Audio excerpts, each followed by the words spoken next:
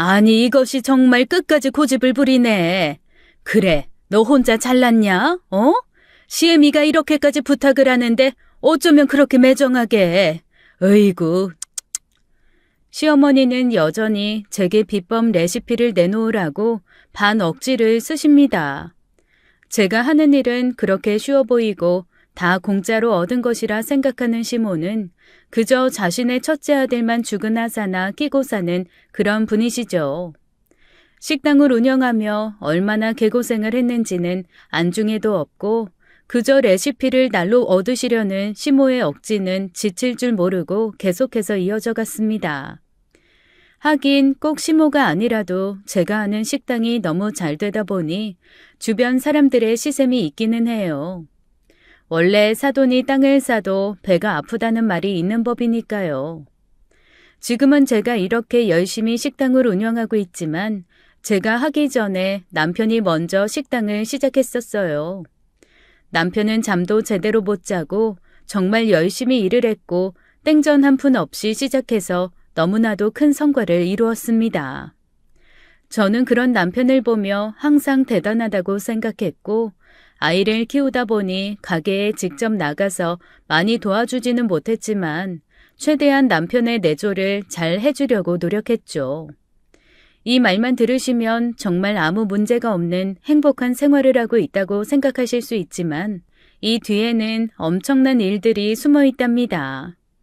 감히 가족끼리 있는 일이라고는 상상도 하지 못할 정도로 큰일이 벌어졌죠. 저희 남편은 위로 형이 하나 있어요. 시어머니에게는 눈에 넣어도 아프지 않을 자식이자 아무것도 본인 힘으로 해내지 못하는 나약한 성격의 스타일이죠. 어렸을 적부터 시어머니가 어마어마하게 싸고 돌아서 더더욱 그런 것 같은데 아무튼 평범한 남자의 모습이라고 보기에는 조금 부족한 부분이 많았습니다. 다 같이 모여 식사를 하는 자리에서도 아주버님은 아주 쉽게 철이 없는 말들을 내뱉었는데요. 아이, 엄마, 나 30만 원만. 이번 달에 우리 아들 생일 있잖아. 내가 돈이 뚝 떨어져서. 오마나 그려. 우리 손주 생일이 있었네. 내가 깜빡했다. 그려 내가 줄게. 걱정 말어. 아이, 그럼 주는 김에 20만 원만 더 주라. 나 사고 싶은 신발이 하나 있는데 계속 못 사고 있거든. 20만 원 더? 저기 뭐야. 그럼 네 동생 가게 잘 되니까 하나 사달라고 하자. 둘째야, 형 말 들었지? 아주버님의 기가 막힌 멘트에 덧붙여 시모까지 합세해 집안은 아주 웃긴 꼴이 되어가고 있었습니다. 아주버님의 이런 행동은 제가 결혼하기도 전부터 늘 이래왔어요. 오히려 철이 든 것이 아니라 점점 늙어갈수록 심해졌죠. 아주버님은 제가 결혼하기 전부터 먼저 결혼을 하신 상태였고 시부모님 집에서 함께 살고 있었습니다. 시부모님은 그때 당시만 해도 경제적으로 여유가 있으셨기에 집도 크고 좋아서 아주버님네가 2층을 쓰면서 불편함 없이 살고 계셨죠.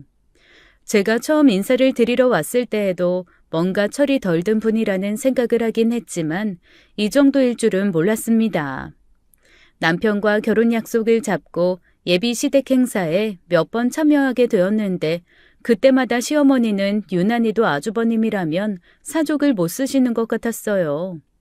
무슨 말만 하면 오냐 알았다 해주마라는 소리가 절로 나오셨고 그것이 돈이던 그 무엇이던 다 들어주시곤 하셨습니다. 저희 남편 성격은 아주버님과는 전혀 달라요. 어릴 때부터 독립심 있게 자라왔고 아주버님과 시어머니를 오히려 지나치다고 생각하며 살았다고 했습니다. 그래도 남편이 이때까지만 해도 아주버님을 어느 정도 이해하려고 했던 것은 어린 시절 계곡에서 겪었던 일 때문이라고 했었는데요. 남편 말에 의하면 아주버님과 남편이 계곡에서 놀다가 갑자기 내린 폭우로 물살이 거칠어졌고 아주버님이 떠내려갈 뻔한 적이 있었다고 했습니다. 그때 우리 형이 엄청 놀랬어. 새파랗게 얼굴이 질려서 물을 막 먹으면서 난리가 났었는데 그때 나는 수영을 배우던 상황이라 나 혼자 막 헤엄을 치고 있었거든. 어머나, 그럼 형은 어쩌고 당신 혼자 헤엄쳐서 나왔단 말이야? 그때 내가 10살도 안 되었을 때니까 내 몸 하나만 겨우 지탱할 수 있었어. 형을 구해줄 수 있는 상황도 아니었고, 형한테 갈 수도 없는 상황이었고, 뭐 아무튼 그때 형이 죽다 살아나서 그때부터 더 나약해진 것 같아. 우리 엄마도 형한테 더 많이 집착을 하게 되셨고. 그랬구나. 하긴 10살도 안 된 애가 자기 몸집보다 훨씬 큰 형을 어떻게 구해? 당신도 그렇게 수영 잘하지는 못했을 텐데. 더군다나 물살이 센 계곡에서 어머님이 그때 충격이 크셨겠다. 그러니까 자기가 조금만 이해해주면 좋겠어. 나도 가끔 이해가 안 되는 부분이 많은데 자기가 앞으로 결혼해서 얼마나 이해를 못할까 싶지만 그래도 좋게 생각해줘. 알았지? 남편 말을 들으니 그럴 수 있겠다는 생각도 들었습니다. 아직 아이도 낳아보지 않은 상태였어도 어미가 아이를 잃을 뻔한 마음이 얼마나 아팠겠나 싶더라고요. 시어머니는 저를 마음에 들어하지 않으셨어도 저는 시어머니를 최대한 이해해 드리려고 노력했습니다. 남편과 저는 아르바이트를 하다가 만난 사이예요. 대학교를 졸업하기 직전에 취업이 어려워 잠시 휴식 시간을 갖는 동안 택배 물류창고에서 첫 만남을 가졌죠. 저도 남편도 그때 당시에 조금 힘든 상황이라 서로의 마음을 이해해주며 이야기가 잘 통했었어요. 그 당시에는 한참 택배 물류창고에서 알바를 구하는 일이 많았고 여자로서 힘든 일이기는 했지만 보수가 세고 밤에 하는 일이라 낮에 시간적인 여유도 생겼는지라 꾸역꾸역 그 힘든 일을 버텼었습니다. 저희 부모님이 가진 것도 없으셨고 아버지의 사업 실패로 빚더미에 올라앉아 제가 오히려 이곳에서 버는 수입을 집에도 가져다 드리곤 했었어요. 처음에는 지금의 남편 역시 저와 비슷한 상황일 거라 생각했었고 말이죠. 하지만 몇 달이 지나서야 남편의 가정 형편이 꽤 괜찮다는 것을 알게 되었습니다. 그때는 이미 그 사람과 아주 많이 가까워졌을 때였어요. 그 당시에 남편과 저는 힘든 일을 하다 보니 서로에게 의지하는 것도 많았고 연령대가 비슷한 사람이 저희 둘뿐이라 굉장히 많이 소통했었던 사이였답니다. 저는 저 나름대로 힘든 부분에 대해서 이 남자에게 굉장히 많이 얘기하고 위로도 받았기 때문에 당연히 이 남자도 저와 비슷하게 어려운 형편에 놓여 있는 줄 알았죠. 저희 둘은 매일같이 연락도 했고 일이 끝나면 너무 피곤해서 밥 한 그릇을 사 먹고 택시비를 반반 부담하여 근처 지하철역까지 함께 간 적도 많았습니다. 그러던 어느 날 일이 끝나고 나오는데 물류창고 앞에 고급스러운 차량 한 대가 서 있었고 그 안에 계시던 중년 여성이 이 남자의 이름을 부르시더군요. 어쩔 줄 몰라 하던 이 남자는 저보고 먼저 간다고 하곤 그 차량으로 올라탔고 다음날 그 여자가 이 남자의 어머니라는 것도 알게 되었어요. 저는 그때 괜히 이 남자에게 배신감 같은 것이 들더라고요. 당연히 어려운 형편에 저와 비슷한 처지일 줄 알았는데 그게 아니라 저를 좀 농락하는 것이 아닌가 하는 생각이 들었거든요. 며칠간 이 남자와 어색한 기류가 흘렀고 저는 끝나고도 저 혼자 홀랑 가버리곤 했습니다. 급기야 며칠이 지나고 이 남자가 제게 먼저 이야기를 꺼냈어요. 함께 밥을 먹으며 이런저런 이야기를 하기 시작했습니다. 혹시 오해는 하지 마. 내가 여태까지 했던 말 다 진심이니까. 나는 우리 부모님 돈 물려받을 생각도 없고 올고지 내가 혼자 다 이루고 싶은 사람이야. 그러니까 어렵고 힘든 상황이 맞는 거지 너처럼. 나처럼이라니? 그래도 오빠는 기댈 곳이 있는 거잖아. 나는 내가 벌어다 집에도 도와줘야 할 입장인데. 솔직히 기분 별로인 건 사실이야. 여태까지 나는 오빠랑 내가 비슷한 환경인 줄 알았거든. 그래, 그렇게 생각할 수도 있는데 달라질 건 하나도 없어. 난 여전히 똑같은 마인드고 앞으로 너와 더 가깝게, 더 친밀하게 지내고 싶어. 너와 모든 것을 함께하고 싶을 만큼. 어? 그게 무슨 뜻이야? 지금보다 더 가깝게, 내 곁에서 연인으로 지낼 수 없을까? 그렇게 그때 지금의 남편과 인연을 맺게 되었죠. 집안에 재력이 있는데도 이렇게 이런 곳에 나와 일을 하는 성실함을 갖춘 그 남자가 저는 정말 좋더라고요. 처음에는 조금의 두려움도 있었지만 시간이 갈수록 그런 부분도 점점 없어지게 되었습니다. 어린 시절 자라온 환경도 달랐지만 남자친구는 제게 모든 것을 다 맞춰주었어요.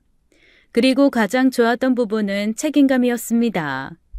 남친이 갖고 있는 그 책임감은 또래의 남자들이 갖고 있는 그것과는 차원이 달랐어요. 그런 부분들 때문에 어느 곳을 가던 인정을 받는 사람이었죠. 저와 남자친구는 물류창고 일을 그만두고 취업을 하게 되었고 서로의 든든한 사랑과 믿음 속에 열심히 일을 했습니다. 3년쯤 회사에서 일을 하며 열심히 돈을 모아 제게 프로포즈하던 그날을 아직도 잊을 수가 없어요. 화려하진 않아도 자신의 진심이 담긴 편지와 제 사진과 영상들을 편집해서 만든 한 편의 드라마 같은 동영상은 정말이지 눈물 없이는 볼 수 없는 장면이었죠. 그리고 나서 결혼을 준비하며 남친 집에 인사를 드리러 가면서 남친의 형과 어머니에 대해서 조금씩 알게 된 것입니다. 남친의 어머니는 저를 마음에 들어하지 않으셨어요. 가진 것도 없었고 그렇다고 집안이 능력 있는 것도 아니었고 그냥 본인의 마음에 하나도 들지 않으셨다며 노골적으로 표현을 하셨습니다. 가장 제 마음에 상처가 되었던 것은 그 당시 남편의 형 와이프인 예비 형님과 저를 비교를 한 부분이었는데요. 아니 어떻게 된 게 뭐 하나가 받쳐주는 게 없어? 아가씨 예비 형님은 집안도 빵빵하고 돈도 많이 갖고 오고 대기업 다닌 경력도 있고 얼굴도 예쁘고 뭐 하나 빠진 게 없는데 형제끼리 이거 너무 비교되면 나중에 얼마나 살기가 힘들다고. 자고로 형제끼리 비슷하게 살아야 분란이 안 생기는 거라고. 두고 봐. 누구는 잘 살고 누구는 못 살면 분명히. 에휴. 어머님, 저희 그래도 열심히 노력해서 잘 살아볼게요. 그거야 뭐 지금 확인할 방법도 없는 노릇이고. 한숨을 푹푹 내리시던 남친의 어머니에게 남친은 한마디의 일격을 남겼습니다. 엄마, 제가 언제 엄마한테 손 벌린 적 있어요? 이번 결혼도 제가 모은 돈 얼마 안 되지만 그걸로 한다고 말씀드렸잖아요. 저는 부모님 도움 안 받고 제가 스스로 살아가는 제 모습이 누구보다 부끄럽지 않고 잘 해나갈 수 있으니까 그만하세요. 남친의 말에 예비 시어머니도 움찔하시는 듯 더 이상 아무 말도 하시지는 못하셨어요. 그렇게 남친은 자신이 가진 돈으로 결혼 생활을 시작했고 정말 작은 단칸방을 얻는 것부터 했습니다. 저희 엄마는 그래도 사돈 집에 돈도 있는데 좀 넓고 괜찮은 집 하나는 얻어주실 줄 알았다며 조금 서운해하기도 하셨지만 저는 오히려 남편의 이런 부분이 너무 멋져 보였어요. 젊어서 고생은 사서 한다는 말도 있듯이 남편의 성실함과 책임감이 언젠가는 꼭 빛을 발할 거라는 생각이 되었죠. 결혼 후 남편은 직장 생활 3년을 더하고 무언가 결심을 내린 듯 했습니다. 앞으로의 비전으로 따져볼 때 개인 사업을 시작하고 싶다면서 식당 일을 배운다고 하더군요. 저도 처음에는 말릴까 싶었지만 직장 생활에서 받는 월급으로는 집 한 채 사기도 힘든 현실에 남편을 말리지 않았어요. 회사를 그만두고 24시 영업하는 고깃집에 취직을 해서 일을 배우며 남편은 그 누구보다 열심히 살았습니다. 쌍코피를 몇 번이나 흘리면서도 자신의 일을 사랑했고 이 모습은 가게 사장님도 아주 좋게 보셨나 봐요.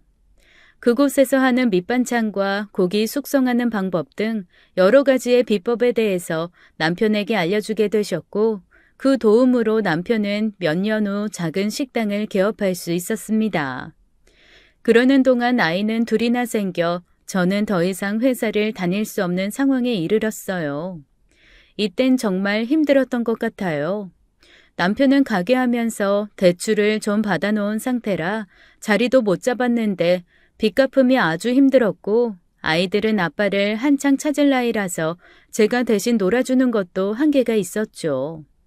시댁에서 조금이라도 도움을 받고 싶은 마음도 굴뚝 같았지만 그때 또 시댁에 안 좋은 일이 생기고 말았습니다.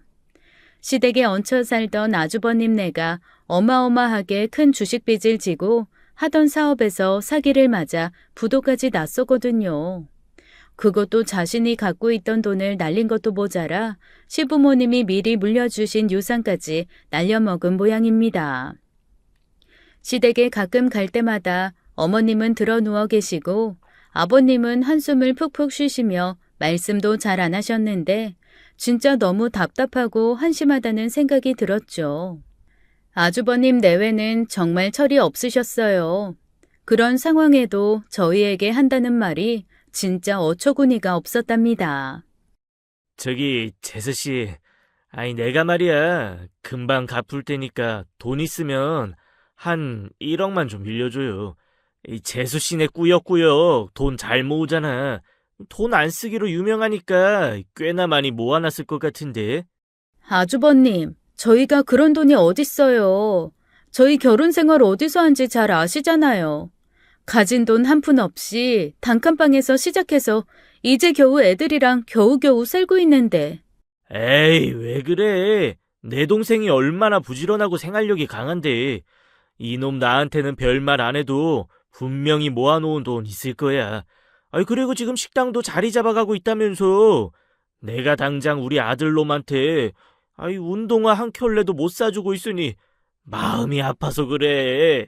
아주버님, 그러면 차라리 일을 좀 하세요. 지금 시간 여유도 많으시고 그런데 일 좀 시작하시면 어떠세요? 저도 모르게 마음속에 있는 진심이 툭 튀어나와 버렸어요. 일도 안 하고 나이 먹어서 부모님 돈까지 축내는 아주버님이 너무나도 한심해 보였으니 튀어나왔나 봅니다. 제 말이 끝나기가 무섭게 어디선가 나타나신 시어머니가 버럭 화를 내시면서 제게 말씀하셨어요. 뭐야? 뭐가 어쩌고 저쩌? 너니 시아주버님한테 그게 무슨 말버르장머리야? 차라리 일을 해? 너나 일해라. 애 키운답시고 집에서 팽팽 노는 주제에 어디서 훈계질이야 훈계질은. 어디서 가르치려 들라고 이것이?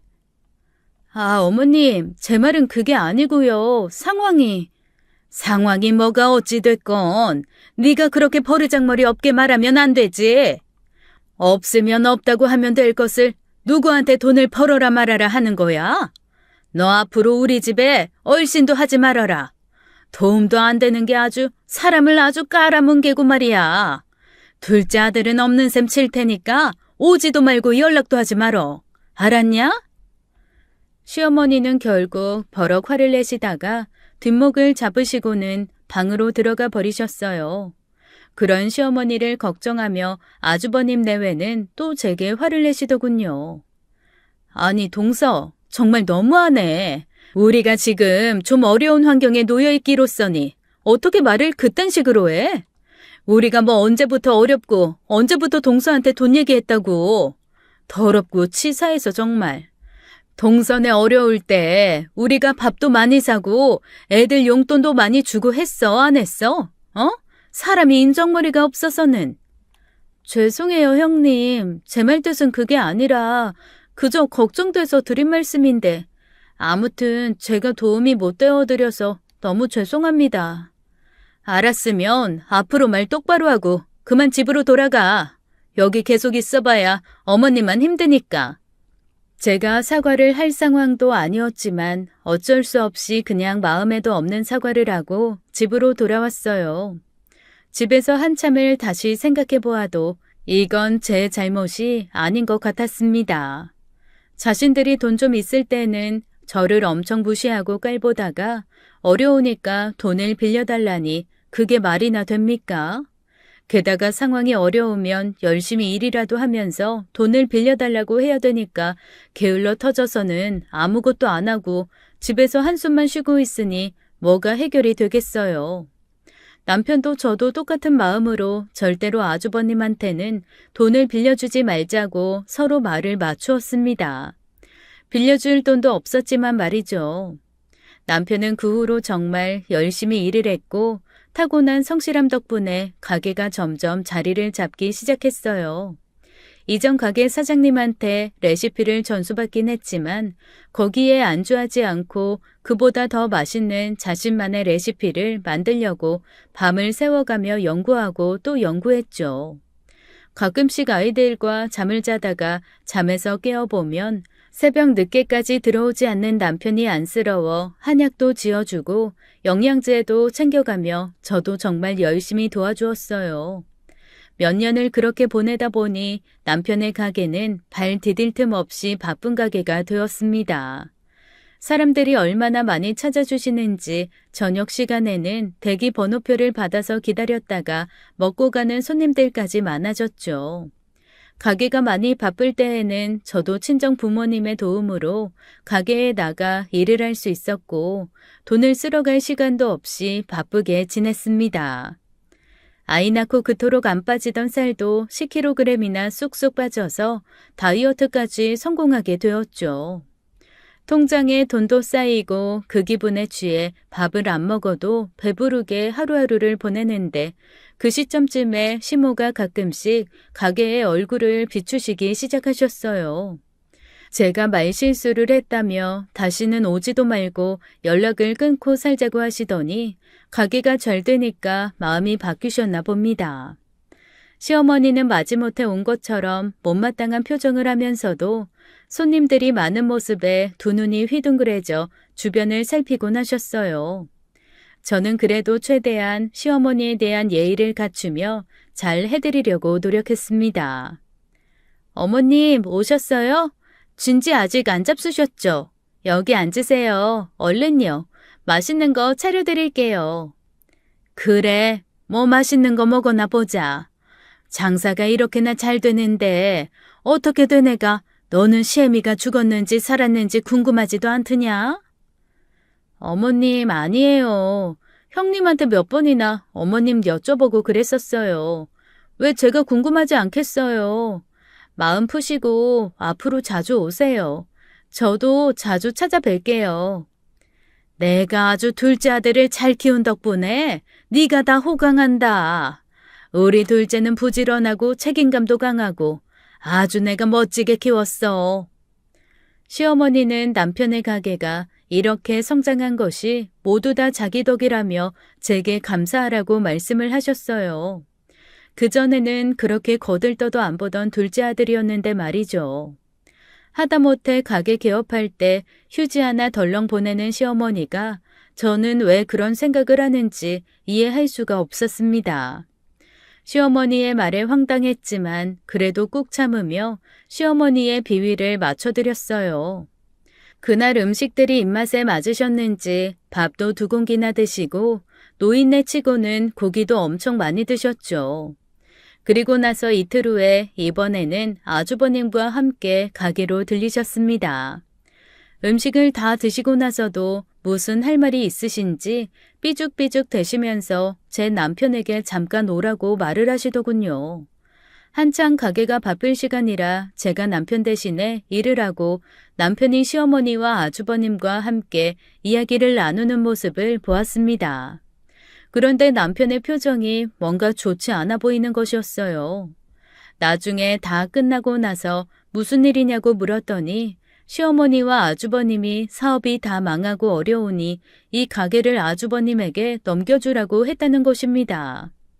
그게 저기 우리 형한테 이 가게를 주면 어떻겠냐고 하시네. 뭐? 여보, 진짜야? 정말 그렇게 말씀하셨어? 어떻게 그런 말씀을 하셔? 말도 안 돼. 정말 말도 안 돼. 그래, 나도 그렇게 생각해. 미안하다 여보. 우리 집 정말 이해 안 되지? 당신이 뭐가 미안해. 나보다 당신 마음이 더 안 좋지.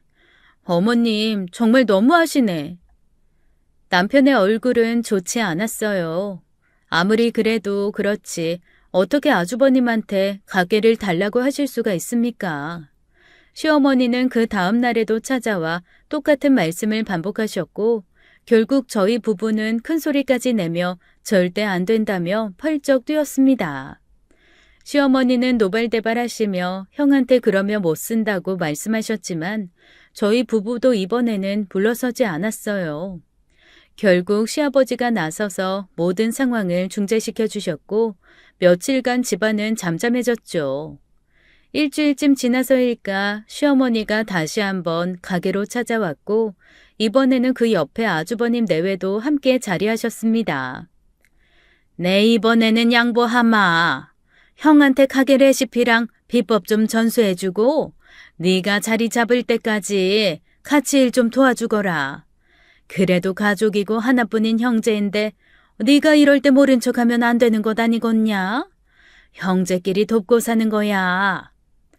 시어머니는 이번에는 가게를 똑같이 창업할 수 있도록 모든 것을 전수해달라고 하시더군요. 게으른 아주버님 성격에 절대로 가게를 잘할 수 없을 것이라는 것을 알면서도 남편은 최대한 도움을 주고 싶다는 뜻을 밝혔습니다. 그래도 어째 가족이고 핏줄인데. 우리 엄마 내가 어렸을 때 형 놔두고 혼자 물가에서 헤엄쳐서 나왔다고 나 엄청 미워하셨거든. 내가 이렇게라도 형한테 미안한 마음을 갚으면 나도 좋을 것 같아. 말도 안 돼. 똑같은 자식인데 왜 그런 생각을 하셔? 난 이해 안 돼. 그리고 당신 이거 어떻게 개발한 레시피인데 이걸 그냥 다 준다니. 아무리 형제라도 이건 아니라고 봐. 그렇다고 아주버님 내외가 고마워할 것 같아? 남편의 말에 저는 정말 짜증이 났습니다. 어쩐지 인연 끊고 살자고 하던 시어머니가 갑자기 나타나 가게 주변을 맴돌 때부터 알아봤어야 하는 건데. 아무튼 그 후로 아주버님 내외와 시어머니는 허구한 날 가게로 찾아왔고 마음대로 주방에도 들어가 요리조리 음식들을 살펴보고 만드는 과정까지 다 동영상으로 촬영하더군요. 어이가 없고 황당했지만 남편의 말을 듣고는 나가라고 말을 할 수도 없는 입장이었습니다. 그러면서 저보고도 이래라 저래라 이건 뭐냐 저건 뭐냐 참견을 하기 시작하는데 진짜 짜증이 어마어마하게 몰려왔죠. 하지만 남편은 그런 모든 것을 다 참아가며 게으른 아주버님께 차분하게 설명을 해주었습니다. 형 봐봐. 매일매일 꼭 정해진 시간을 지켜서 숙성을 시켜야 하고 온도 잘 맞춰야 해. 알았지? 여기 겉절이도 이틀에 한 번씩 새벽 시장 가서 싱싱한 야채 가져와서 담가야 되고 식당은 자기 잠 줄이고 앉아있을 시간 없애서 성실함과 부지런함만이 살 길이니까 명심하고. 아이 그래 이놈아. 야 너처럼 이렇게 가게 대박 나면 내가 뭔들 못하겠어. 나도 다 할 수 있다니까. 아이 빨리 내 가게도 이렇게 잘 돼서 내 벤츠 다시 찾아오고 싶다. 아우 형 그런 생각 버려. 벤츠 있어도 끌고 다닐 시간도 없어. 이래야 식당이 잘 된다니까. 게으르고 꿈만 야무진 아주버님은 얼마 후 가게를 오픈하게 되었고 남편은 자신의 가게까지 쉬어가며 아주버님 가게를 도와드렸습니다. 그 결과 아주버님의 가게 역시 오픈하자마자 엄청나게 폭발적인 반응을 일으켰고 남편은 자신의 일보다 더 많이 아주버님 가게에 힘을 쏟았어요. 일주일쯤 아주버님 가게를 도와주고 남편도 제자리로 돌아와 열심히 일을 했습니다. 그런데 얼마 지나지 않아 아주버님의 가게는 슬슬 손님이 떨어져 나가고 있었어요. 남편에게 전화를 해서 아주버님이 버럭 화를 내면서 음식이 맛이 없고 손님들이 안 온다고 했는데 나중에 알고 보니 아주버님이 제대로 재료 관리도 안 하고 게으르게 일을 하니 더운 날씨에 양념도 상하고 고기의 질도 안 좋아져서 그런 일이 일어난 것이었죠. 남편은 정말 불같이 화를 냈어요. 절대로 부지런해야만 할 수 있는 일이라고 그렇게 말을 하고 또 말했는데 아주버님은 그 말을 듣고도 지키지 않으니 가게가 잘 될 리가 없었죠. 결국 가게를 오픈한 지 석 달도 안 되어서 손님들이 하나둘 다 떨어져 나갔고 안 좋은 이미지만 잔뜩 생겨나게 된 아주버님 가게는 1년이 지나자 폐업을 할 수밖에 없는 상황에 이르렀습니다. 시어머니는 이 상황에 여지없이 제 남편을 찾아와 화를 내며 고래고래 소리를 지르셨어요. 네가 네 형을 어떻게 이렇게 할 수가 있냐? 형이 좀 먹고 살아보겠다고 하는데 그것도 좀 도움을 못 주니? 너 일부러 그런 거지? 너만 혼자 잘 먹고 잘 살자고 일부러 그런 거 맞지? 아주 옛날이나 지금이나 똑같구만. 옛날에도 지 혼자 살겠다고 어거지로 혼자 헤엄쳐서 기어 나왔을 때 알아봤어야 하는 건데. 엄마 왜 그래요? 그런 거 아닌 거 알잖아. 음식점은 진짜 부지런해야 된다고. 나 형한테 다 알려줬어요. 레시피며 고기 관리하는 방법이며 재우는 양념까지 다. 더운 날씨에 양념 다 상하고 고기 제대로 관리 못하니까 이런 거지. 뭐가 어쩌고 저쩌? 이게 아직도 형 탓이야? 네 형이 뭐가 그렇게 잘못했다고 그러냐? 너는 아주 너 혼자만 세상에서 제일 잘났지, 응? 결국 시어머니는 또 한 번 제 남편에게 잘못이 있다고 하셨고 저희 부부는 많이 속상했습니다. 어떻게 똑같은 자식인데 이렇게나 차별 대우를 할 수 있는지 저는 도무지 이해가 되지 않았어요. 더욱 가관인 건 그 후에 계속해서 일어나게 되었는데 제 남편 가게를 많이 시기하신 아주버님이 급기야 안 좋은 소문까지 퍼뜨리고 다니는 것을 보았습니다. 어느 날 친구에게서 전화가 걸려와 받아보았더니 누군가 게시글에 제 남편 가게에 대해서 안 좋은 말을 했다고 하는 거예요.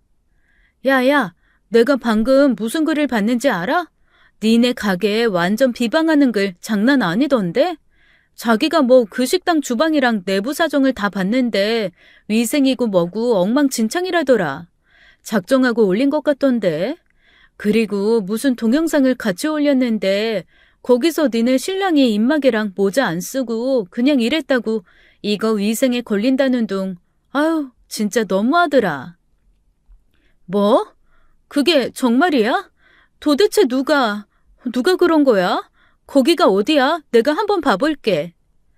친구의 말을 듣고 얼른 게시글을 확인해 보았는데 그걸 보는 순간 딱 하고 알게 되었어요.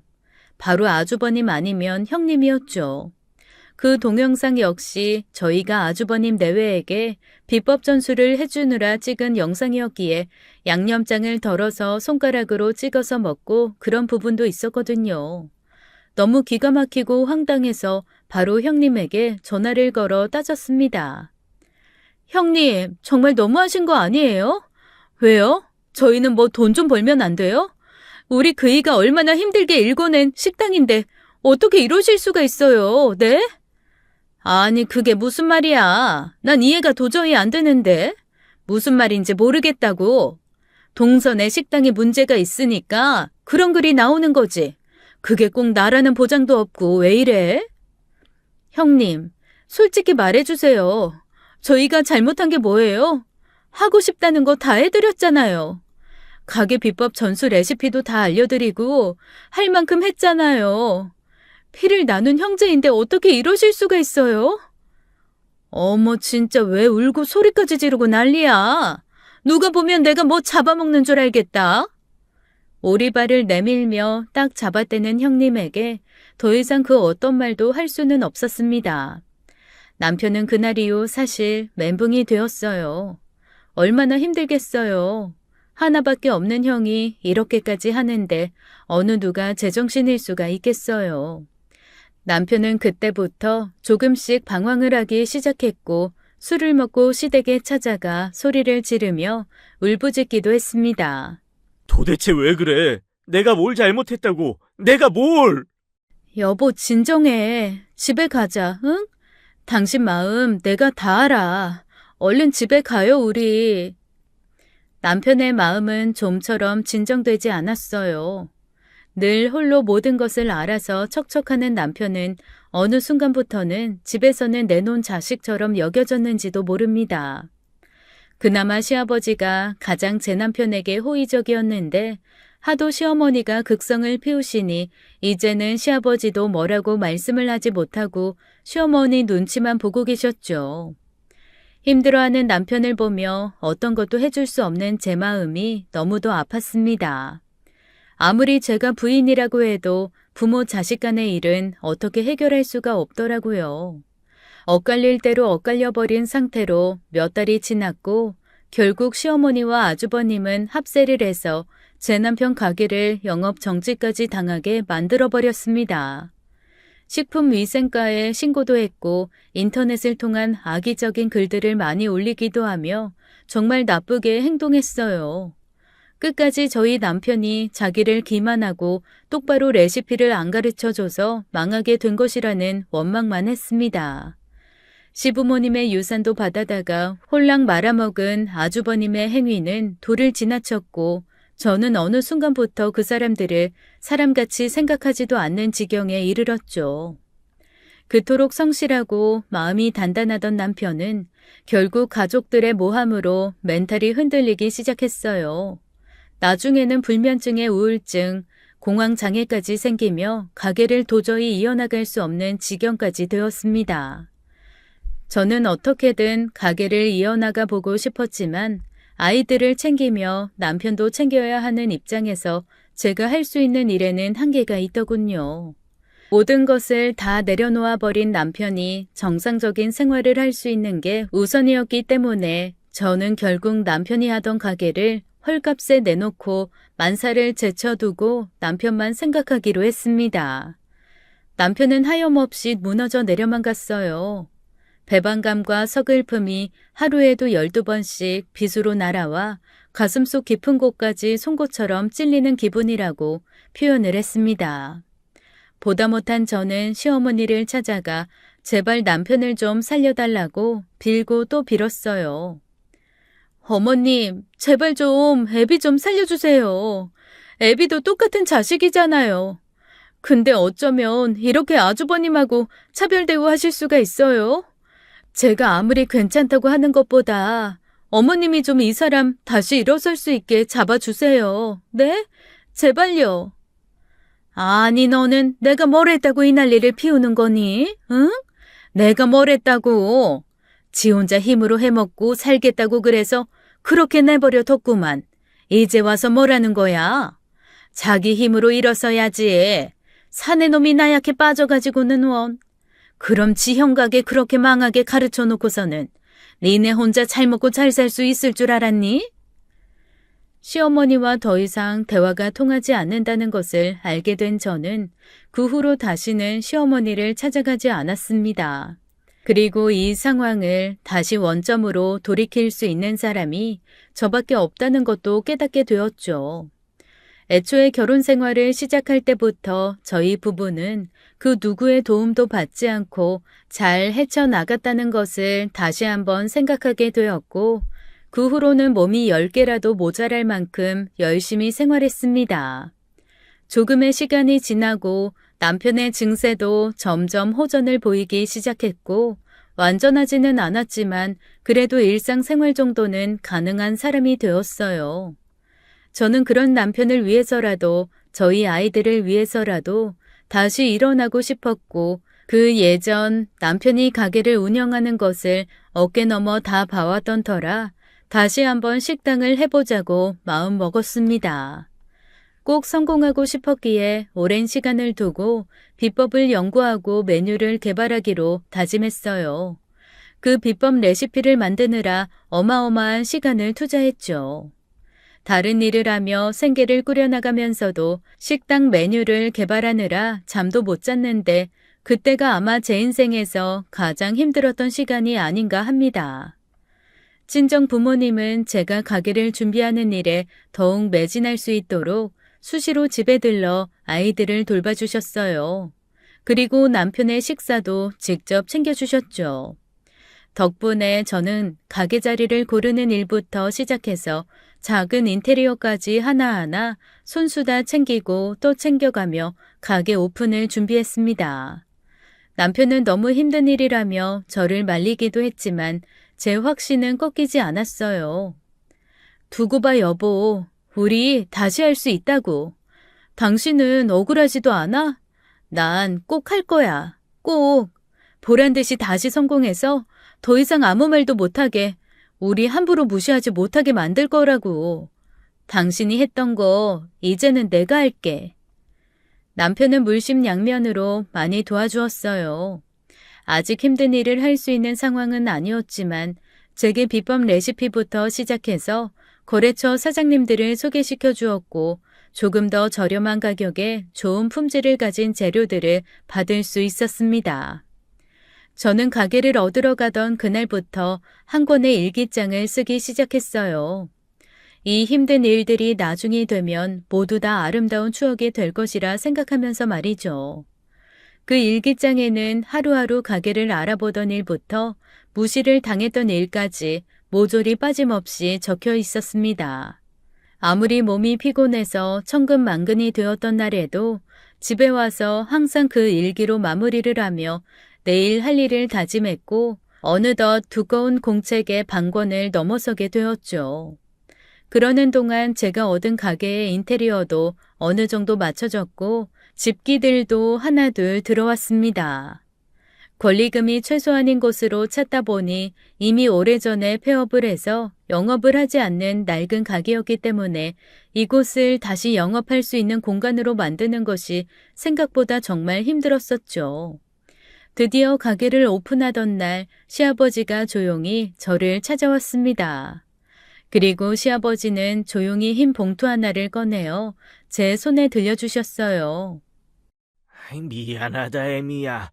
내가 그냥 네 애미 말만 믿고 큰아들한테 유산이고 뭐고 다 넘겨줘서 지금 이 신세가 되었지 뭐냐. 우리 둘째는 워낙에 어릴 때부터 척척 알아서 다 하니까 그냥 그놈은 다 잘하는 놈인 줄 알고. 아버님이 뭐가 죄송해요. 어쩔 수 없죠. 그래도 이렇게 직접 찾아와 주셔서 감사해요. 내가 세상에 이렇게 못난 애비가 될 줄은 꿈에도 상상을 못했구만. 내가 왔다 간 건 네 시애미한테는 절대로 비밀이다. 알겠냐? 네, 알겠어요, 아버님. 저희 지켜봐 주세요. 다시 일어설 거예요. 반드시 일어설 거라고요.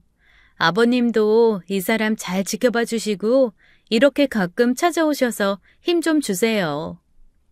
시아버지는 여태까지 시어머니의 치마폭에 쌓여 별로 말씀도 하지 않으셨다가 이번에는 시어머니와 아주버님 몰래 가게에 찾아오셨더라고요. 30만 원쯤 들어있는 봉투를 건네시며 미안하다고 말씀하시는 시아버지의 표정에는 진심으로 미안한 마음이 담겨 있으신 것 같았어요. 가게 오픈 날에는 많은 손님이 오지 않았습니다. 워낙에 오래전부터 영업을 하지 않던 가게이고 유동인구가 많은 번화가도 아니었기에 사람들이 제 가게를 오픈한 줄도 몰랐었다고 했습니다. 하긴 저 같아도 이런 가게에 처음부터 와서 먹을 생각은 하지 않을 테니까 말이죠. 저는 그래도 아랑곳하지 않고 열심히 제 가게를 홍보했습니다. 새벽 시장에 나가 싱싱한 채소를 사다가 매일매일 참기름 냄새가 솔솔 풍기는 겉절이를 직접 담갔고 점심시간이 끝나고 나면 전단지를 가지고 동네 곳곳을 돌아다니며 붙였어요. 몸은 천근만근이었지만 이 가게를 꼭 살려야겠다는 간절한 마음에 지체할 틈이 없었습니다. 남편은 이런 제가 걱정이 되었는지 집에 가면 잠도 자지 않고 항상 저를 기다리고 있었어요. 아직은 이전 가게에 대한 트라우마가 강력하게 남아있었기에 제 가게에 오지는 못하는 상황이었지만 하루에도 몇 번씩 전화를 했고 저를 집 앞까지 마중 나와 기다리곤 했습니다. 여보, 미안해. 다 내가 못나서 당신이 이렇게 고생을 하네. 정말 미안해, 여보. 당신이 뭐가 미안해. 아니야. 당신 정말 성실하고 좋은 사람이야. 다만 그냥 너무 잘하는 당신이 질투나서 그래서 상황이 그렇게 된 것뿐이야. 난 당신이 그저 건강하게 우리 곁에서 오래오래 함께하면 그걸로 충분해. 나 당신 덕분에 정말 많이 좋아졌어. 그러니까 조금만 더 기다려줘. 그럼 분명히 다시 일을 시작할 수 있을 거야. 그래 여보, 그러자. 우리 예전처럼 다시 열심히 시작해보자. 그래서 보란듯이 또 성공해보자고. 남편의 응원에 힘입어 저는 그 후로도 정말 열심히 살았던 것 같아요. 처음에는 손님이 별로 없었는데 저는 그때에도 과감하게 신선한 재료를 공급하기 위해 매일매일 팔리지 않는 음식들은 다 버렸습니다. 수입은 없는데 재료비만 계속해서 지출하니 상황은 너무 많이 힘들어졌고 마음도 많이 나약해졌던 시기였어요. 그때 여태껏 도와주지 못해 미안하다며 친정 부모님이 1,000만 원을 건네주셨고 그 돈으로 정말 어렵게 하루하루를 버텨나갔습니다. 손님이 있고 없고 저는 여전히 제 음식에 대해 연구하고 또 개발했어요. 거의 제 평생을 바쳐 레시피를 만들었다고 해도 과언이 아닐 정도로 반은 미쳐있던 상태였죠. 그로부터 한 2년쯤 지나고 나니 저희 가게에는 손님들이 곧잘 찾아주셨습니다. 이 집은 음식이 너무 맛있고 특히나 사장님이 친절하다며 제 칭찬도 많이 해주셨어요. 다른 유명한 가게와는 다른 특별한 매력이 있는 곳이라면서 입소문을 내주시기도 했고요. 유동인구가 많은 곳은 아니라 꼭 저희 가게를 찾아오는 손님만이 올 수 있는 골목에 위치했었는데 어느 순간부터는 거짓말처럼 가게 앞에 손님들이 북적이게 되어버렸습니다. 정말 이 과정이 얼마나 순식간에 이루어졌는지 모르겠어요. 솔직히 아직도 이때가 실감이 잘 나지 않을 정도랍니다. 너무 바빠서 제대로 잠도 못 자고 재료 준비를 하고 좀 더 맛있게 정성스러운 음식을 만드느라 코피가 줄줄 흐르는 것도 모르고 있었는데 아마 이때 저희 가게가 폭풍 성장을 했던 것 같아요. 저는 이런 감사한 마음까지 하나하나 일기장에 빼곡히 적고 있었고 가끔 힘이 들 때면 이 일기장들을 보며 미소를 짓기도 했습니다. 시댁과는 거의 인연을 끊고 사니 한편으로는 마음이 편하기도 했어요. 그래도 자식된 도리로서 시부모님 생신이나 명절에는 가서 얼굴을 비추기는 했지만 예전에는 10번 하던 연락도 일부러 제가 피했었죠. 그런데 얼마 후에 제 가게 손님들이 번호표를 받아 줄을 서서 먹는 상황이 되었고 그 손님들 사이를 뚫고 낯익은 사람이 등장했습니다. 예미야, 넌 또 언제 이렇게 가게를 차렸냐? 사람이 앙큼하게 말 한마디 없이. 어머님, 어떻게 알고 오셨어요? 아이고, 얘가 아주 무서운 애네. 뭐 네가 숨기고 말 안 하면 내가 평생 모를 줄 알고? 아주 시애미를 바보로 하는구만, 바보로. 이번에는 네가 사장이야? 아, 네, 어머님. 그이는 아시잖아요. 아직도 건강이 좋지 않아서 제가 시작한 거예요. 시어머니는 손님들로 꽉 차 있는 가게 안으로 들어오시더니 이곳저곳을 둘러보시다가 또 주방까지 침범하셨습니다. 주방 안에 있는 냉장고며 양념통까지 하나하나 일일이 뚜껑을 열었다 냄새까지 맡았다 하시더니 이번에는 대뜸 제게 레시피를 적으라고 하시더라고요. 저는 순간 예전에 그 악몽이 떠올라 얼음이 되어버렸습니다.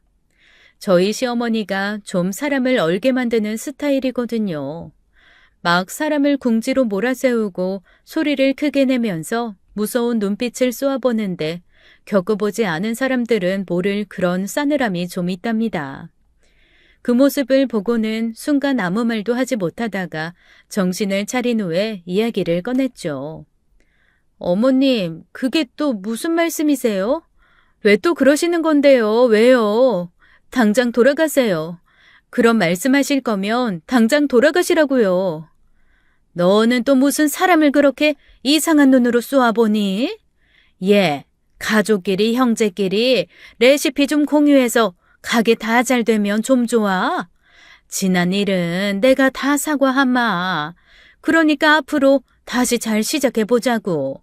나 오늘은 좋은 말 하러 온 거다. 정 가게가 하고 싶으시면 아주버님도 이제 정신 차리시고 와서 일을 직접 배우고 그러시라고 해요. 한 1년 정도 제 밑에서 일하시면 안 알려드려도 알게 되실 테니까요. 정말 이번에는 어림도 없어요. 시어머니는 제 말에 화들짝 놀라더니 이번에는 한 걸음 물러서셨어요. 일단 좀 진정 좀 하고 있어라. 내가 며칠 뒤에 애비 만나서 얘기 좀 하마. 시어머니는 그 길로 집으로 가셨고 정말 며칠 뒤에 저희 집으로 찾아가셨답니다. 저희 친정엄마가 아이들 때문에 왔다 갔다 하시며 챙겨주시는데 시어머니가 양손 가득 과일이며 고기며 사가지고 집으로 오셨다는 거예요. 그러더니 대면대면한 제 남편을 보고는 어울리지도 않게 아들아 미안하다를 연발하시며 결국엔 또 레시피를 적은 노트를 달라고 하셨다는 겁니다. 이제는 뭐 더 이상 대꾸할 가치도 없다고 생각한 저는 당장에 전화를 걸어 2번 다시 찾아오지 말라는 말씀을 드렸고 남편에게도 신신당부를 했어요. 아니면 시어머니 모르는 곳으로 이사를 가버리자는 말까지도 하면서 정색을 했습니다. 2번 다시는 시댁의 횡포에 휘말리고 싶지 않았거든요. 아무 생각 없는 시아주버님은 상상만 해도 정말 치가 떨릴 정도였고 말이죠. 시아주버님이라는 사람은 식당이 망한 이후에도 또 친구를 따라 사업한다면서 시댁 집까지 담보대출 받아 몽땅 날린 인물이랍니다. 이 사실 역시 저는 나중에야 들은 얘기지만 사람이기를 포기한 사람 같았어요. 더군다나 그걸 또 뒤에서 뒷받침해주는 시어머니 역시 정말 한심하기 그지없었고 말이죠. 저는 시어머니 말에 절대로 꿈쩍하지도 않겠다는 다짐을 하고 식당 일에만 매진했습니다. 얼마 후에는 가게가 터질 정도로 손님들이 몰려들었고 그야말로 대박이라는 말이 딱 맞았어요. 저희 가게는 주말 저녁 시간은 물론이고 평일 저녁 시간까지 번호표를 받아서 먹을 정도로 아주 인기가 많은 식당이 되어 있었습니다. 저는 그동안의 노고가 담긴 레시피를 하나하나 다 따로 정리해 두었고 나중에 제 아이들이 만약 가게를 차린다고 하면 그대로 물려줄 생각이었죠. 그리고 얼마 후에 드디어 시어머니와 함께 아주버님이 찾아와 손을 벌리기 시작하더군요. 고개를 푹 숙인 채 가게에 들어온 아주버님은 제 눈치를 슬슬 살피며 말을 꺼냈습니다. 아이, 저기, 재수씨. 제가 이번에는 정말 잘할 수 있거든요. 아이, 저도 진짜 부모님 집까지 담보대출 받아서 뭐라도 해서 꼭 갚아야 하지 않습니까? 그러니까 좀 알려주세요. 같은 지역도 아니고 다른 데에서 하는 거니까 상관없잖아요. 아주버님, 정말 해도 너무 뻔뻔하시네요. 어떻게 그런 말이 나올 수가 있어요? 아주버님이 저희한테 어떻게 했는데요? 그리고 왜 자꾸 남의 노력으로 일군 걸 공짜로 얻으려고 하세요? 그렇게 배우고 싶으시면 저희 가게에 와서 1년 동안 일하면서 배우시라고 제가 어머님한테 말씀드렸는데요. 아이씨, 그래요, 그래.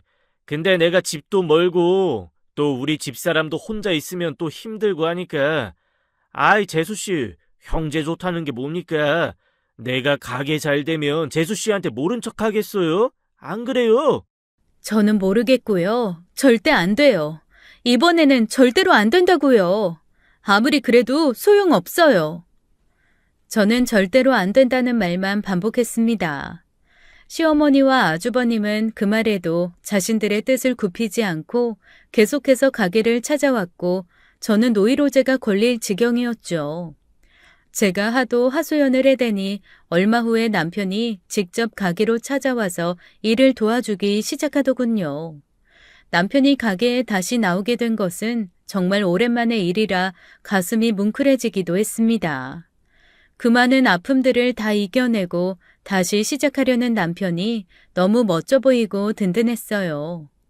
남편은 무언가를 결심한 듯 비장한 표정을 지어 보였고 뒤이어 찾아온 시어머니와 아주버님에게 나지막한 목소리로 말했습니다. 도대체 원하는 게 뭐야? 레시피? 레시피 얻어가면 이번에는 식당 성공할 것 같아서? 확실히 성공할 수 있겠어, 형? 아이씨, 그럼. 나 진짜 이번에는 잘할 수 있다니까. 그때는 내가 진짜 뭘 몰라도 한참 몰랐지. 아이, 철도 덜 들었고 내가 겪어보니까 친구 녀석도 다 필요 없더라. 너같이 피를 나눈 형제밖에 없다니까. 정말이지. 맹세할 수 있지. 부모님이 형한테 준 유산, 집 담보로 대준 대출금도 다 이 레시피 가지고 식당하면 갚을 수 있겠네. 그래. 이놈이 이번에는 형을 진짜 제대로 믿어주는구나. 그래, 이놈아. 진작에 좀 이러면 얼마나 좋냐. 어릴 적부터 넌 자꾸 나한테 형처럼 가르치려 들고 하니까 내가 좀 기분이 안 좋았거든. 이제서야 정신을 차리네. 그러게 말이다. 우리 둘째가 이제야 지영 귀한 줄 아는가 보네. 아이고야, 형제간의 우애가 이리 좋으니 얼마나 보기가 좋으냐? 잘했다, 잘했어. 우리 둘째 장하다. 그래, 그러니까 얼른 레시피 적어놓은 거랑 싹 다 줘봐봐. 이번에는 네 형이 진짜 정신 차리고 잘한다잖니. 오늘 저녁에 집으로 오세요.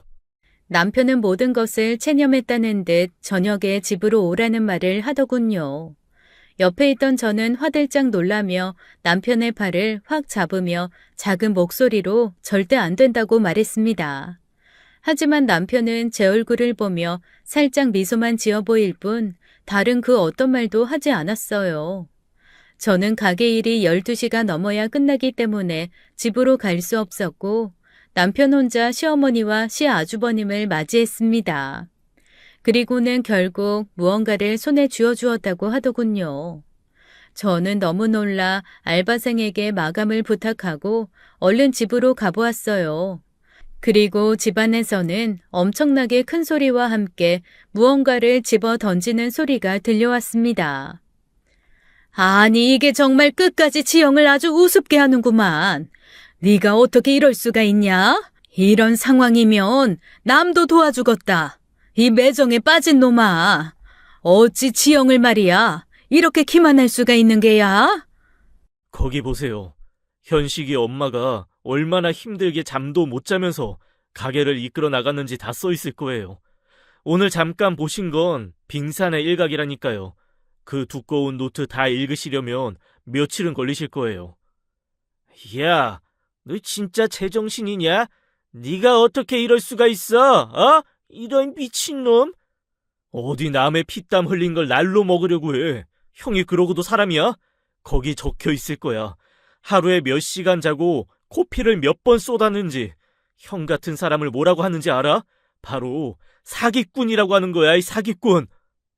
너 정말 보자 하니까 이 못돼 처먹은 놈이 어디 잘난 것 하나 없는 놈이 형한테 이래라 저래라. 뭐 사기꾼? 이 나쁜 놈아. 너같이 지 형도 제대로 못 알아보는 놈이 뭐가 어쩌고 저쩌지? 내 와이프가 진짜 힘들게 평생을 바쳐 이룬 비법 레시피를 왜 형 같은 사기꾼한테 주겠어? 내가 미쳤어? 그거나 정독해서 식당 한번 성공하려면 얼마나 힘들게 살아야 하는지 똑바로 봐! 이 게으름뱅이야! 남편은 그렇게 비법 레시피 노트가 아닌 저만의 일기장을 시어머니와 아주버님에게 주었던 것이더군요. 그 노트를 받고 기분 좋아 입이 귀에 걸렸던 시모와 아주버님의 표정은 아직도 기억에 생생합니다. 어린 아이처럼 당장에 뛸 듯이 좋아하던 그 표정. 다른 사람의 노력을 어떻게 저렇게 홀랑 날로 먹으려고 하는 것일까요? 저희는 그 이후로 시모와 아주버님과 완벽하게 연을 끊었습니다. 몇 번 더 찾아와 비법 레시피를 달라고 했지만 남편은 아예 현관문조차 열어주지 않았고 얼마 후에는 더 좋은 집으로 이사도 갔거든요. 이사간 집은 시댁 식구들 아무도 모르고 있고 말이죠. 하지만 뒤늦게라도 제게 와서 사과를 하신 시아버지와는 가끔 연락을 하며 지냅니다. 시아버지는 자신이 큰아들을 잘못 키웠다며 눈물로써 후회를 하고 계시는데 그걸 보는 제 마음도 너무 아프네요. 자식 있는 부모 마음이야 다 똑같은 것이니 말이죠. 어느 부모든 자식이 잘 되기를 바라지만 시어머니는 그 방법이 한참이나 잘못되신 것 같아요. 제 가게는 날이 갈수록 부흥했고 현재는 가게를 확장해서 많이 넓혀 운영하고 있습니다. 남편도 완전하게 건강을 되찾아서 이제는 제 가게에서 사장님 역할을 톡톡히 하고 있어요. 저보고 조금 쉬라고 말하지만 저는 여전히 아직도 주방 한쪽 구석에서 양념장을 만들고 매일 아침 싱싱한 겉절이를 무치며 하루를 시작하고 있답니다. 이것이 제 가게가 아직도 인기가 많은 이유가 아닌가 싶어요. 정말 여러분께 말씀드리고 싶은 것은 가게는 아무나 하는 것이 아닙니다. 진짜 힘들게 개고생해가며 할 자신 있으신 분들은 도전해봐도 좋을 것 같아요. 하지만 저희 아주버님처럼 날로 그냥 갔다가 먹으려고 하시는 분들은 절대로 하지 마십시오. 제 기막힌 사연은 여기까지입니다. 모두 좋은 하루 되세요.